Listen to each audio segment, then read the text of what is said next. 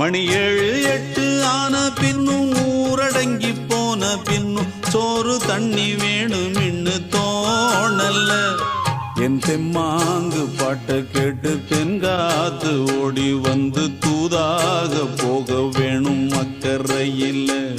நான் உண்டான ஆசைகளை சொல்லாம பூட்டி வச்சு உள்ளார வாடுறேனே இக்கரையில். நான் ஏரிக்கர மேலிருந்து 8 தேச பார்த்திருந்து ஏங்கி ஏங்கி காத்திருந்தேன் காணல்ல. மணி 7 8 ஆன பின்னும் ஊரடங்கி போன பின்னும் சோறு தண்ணி